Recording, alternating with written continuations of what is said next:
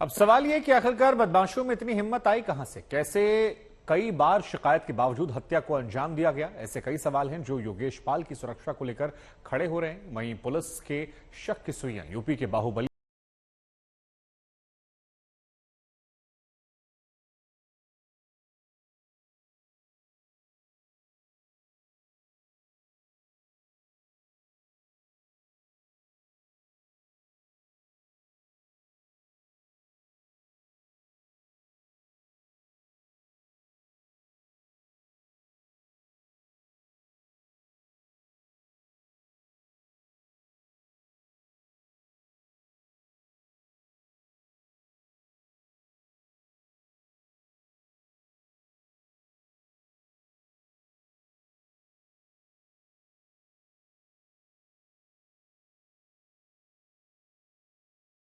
मौत के घाट उतार दिया गया। और जैसे ही वो गाड़ी से निकलते हैं, पहले उनका गनर राघवेंद्र उतरता है और वो जब गेट खोलता है उमेश के लिए, तो उमेश जैसे ही उतरते हैं, पीछे से आए बदमाश एक फायर कर देता है जिससे वो गिर जाते हैं और उसी के बाद उनके गनर के ऊपर भी फायरिंग शुरू हो जाती है। ये तमाम घटना, तमाम सीसीटीवी यहाँ पे लगे हुए हैं, उसमें कैद हुई है। करीब 44 सेकंड के अंदर इस वारदात को अंजाम दिया गया। यहां से उमेश पाल अपनी जान बचाने के लिए इस तंग गली में जाते हैं। ये उमेश पाल की ये गली है, यहाँ पर उनका घर है। यहाँ पर वो जाते हैं, उनका गनर वो भी यहीं पर अंदर जान बचाने के लिए भागते हैं। उमेश पाल का ये घर है, वो यहाँ इस घर में घुस जाते हैं कि यहाँ पर वो जान बचाई जा सके। ये उमेश पाल का घर है। अंदर यहाँ वो अंदर घुसते हैं, लेकिन तभी उनकी गोली मार दी जाती है। वहाँ गली के अंदर घुसते में सटा पकड़ के भाग भी नहीं पाए, सटा के मारने लगे घसीट पकड़ के। वो भागे, इधर हम और आगे भागे, वो हमें मारने की कोशिश किया लेकिन मार नहीं पाएगी। चाचा भी फिर आ गए, उसको मार दिए। अपराधी गली में घुसकर ताबड़तोड़ गोलियां चलाते हैं, बम से हमला करते हैं, जिसमें न उमेश बच पाते हैं और न ही उनकी सुरक्षा में तैनात सुरक्षाकर्मी। इस तरीके से अंजाम दिया, उसका हम आपको तस्वीर दिखाते हैं। ये सीसीटीवी और ये जो आप देख रहे हैं, ये बम के निशान हैं।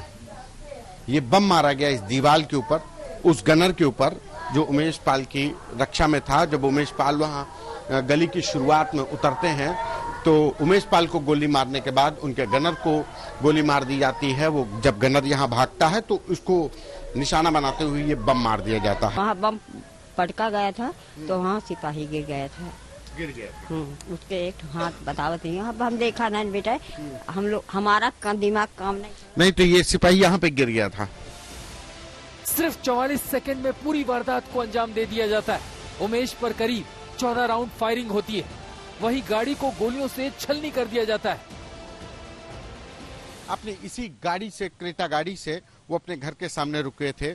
ये गाड़ी यूपी 70 FB 5433, वो इसी गाड़ी से उतरते हैं और जैसे ही ये गाड़ी खड़ी होती है, ये देखिए ये निशान, फायरिंग का निशान। ये पहले एक गोली छूते हुए निकलती है, उसके बाद दूसरी गोली ये इधर से छूते हुए इसमें ये निशान दिखाई पड़ रहा है, यानी ताबड़तोड़ फायरिंग।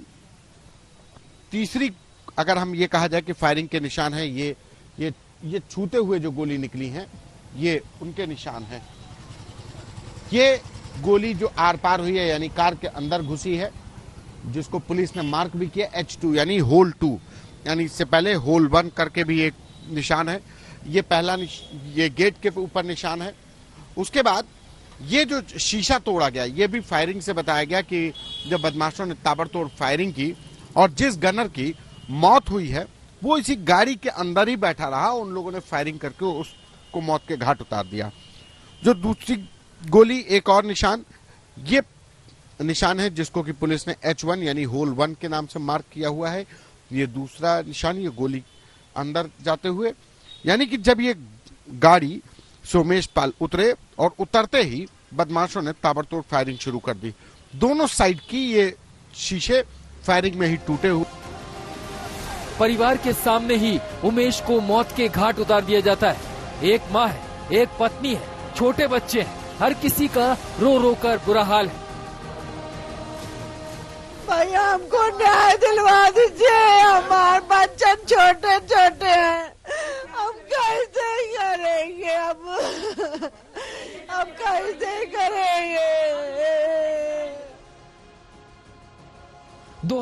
प्रयागराज में हुई बीएसपी विधायक राजूपाल हत्याकांड के मुख्य गवाह उमेश पाल और गनर की हत्या के मामले में पुलिस ने एफआईआर दर्ज कराई।